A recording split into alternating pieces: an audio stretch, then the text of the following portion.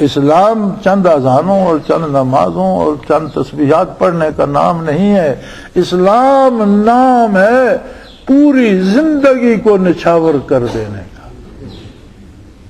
زندگی کے ایک ایک کام کو حضور کے تابع کر دینے کا، اور زندگی کا ہر کام عبادت ہے یا اللہ کا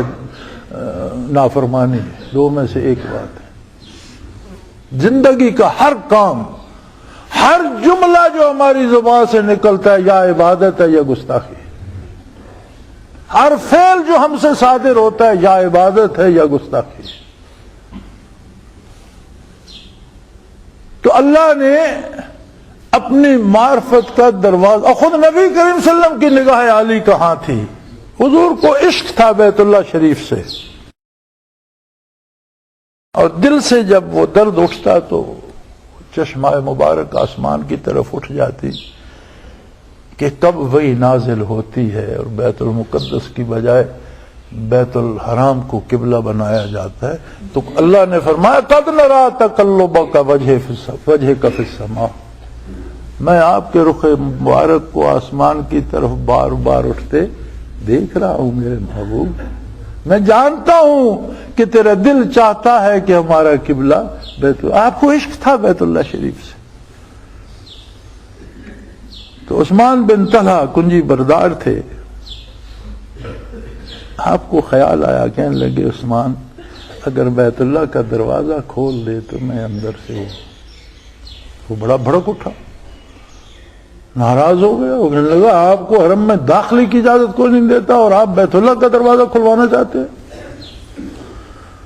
حضور اکرم صلی اللہ علیہ وسلم نے فرمایا کہ اس دن کو یاد رکھو جب یہ کنجی میرے پاس ہوگی اور یہ اختیار بھی میرے پاس ہوگا کہ جسے چاہوں دوں۔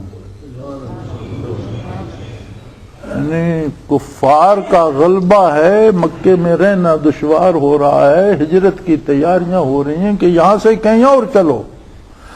لیکن جانتا ہے اللہ کا رسول کہ یہ مکہ فتح ہوگا، بیت اللہ کی کنجی میرے ہاتھ میں ہوگی، میں جسے چاہوں میں دوں گا۔ اور کریم ایسا ہے کہ جب کنجی ہاتھ میں آئی تو اسی عثمان کو بلایا، فرمایا تو نے دروازہ نہیں کھولا تھا، میں تجھے کنجی عطا کرتا۔ کرم عجیب ہے، کوئی حد نہیں ہے، میری آپ کی سمجھ میں نہیں آتا، دیر ذخار ہے ان کے کرم کا، ہمارے عقل و شعور سے بالا تر ہے کہ اسی کو جس نے جھڑک دیا تھا بڑا خفا ہوا تھا، فرمایا عثمان بن طلحہ کو بلاؤ۔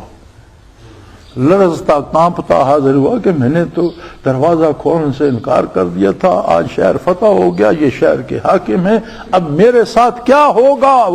اس عہد کے حاکم کرتے کیا تھے؟ لرزتا کانپتا جب آیا تو آپ نے فرمایا عثمان تو نے دروازہ کھولنے سے انکار کر دیا تھا، لیکن میں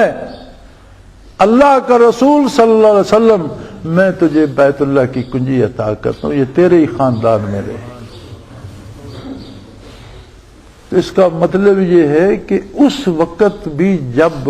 مکے میں سانس لینا دشوار تھا، حضور کے سامنے اسلام کی ریاست موجود تھی۔ لوگ آگے مدینہ منورہ سے عقبہ میں گھاٹی میں چھپ کر اہل مکہ سے، وہ ایک وفد تھا، چند شرفاء اس میں تھے، انصار مدینہ کے رؤساء اور ان کے امین، علیحدگی سے حضور اکرم صلی اللہ علیہ وسلم کو حج کے دنوں میں ملے، ایک گھاٹی میں لے کے، اسے بیت عقبہ ہی کہتے، عقبہ اولا اور عقبہ ثانیہ۔ حضور نے فرمایا میرا پیغام سن لو اور اس بات کو سمجھ لو۔ انہوں نے عرض کی یا رسول اللہ ہم یہ سمجھ کر آئے ہیں، ہم یہ جان کر آئے ہیں کہ جب آپ مدینہ تشریف لائیں گے تو ہمیں سرخ اور سیاہ طوفانوں سے مقابلہ کرنا ہوگا، یہ الفاظ ہیں ان کے۔ اور بڑی عجیب بات ہے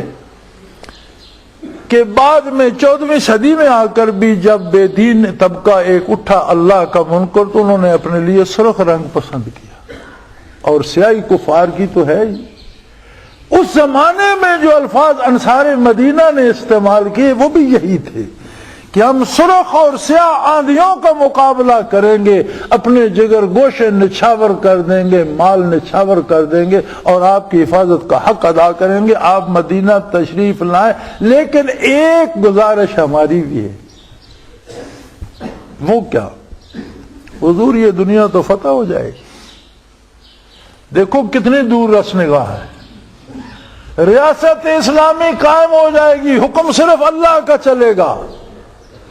یہ بادشاہتیں، یہ عمارتیں، یہ قبیلوں کی سرداریاں، یہ سب ٹوٹ پھوٹ جائیں گی۔ اس وقت حضور آپ ہمیں چھوڑیے گا نہیں، قیام مدینے میں رکھیے گا۔ یہ بات تب ہو رہی ہے جب بیعت چھپ کر رہے گھاٹی میں جا کر 5-7 آدمی،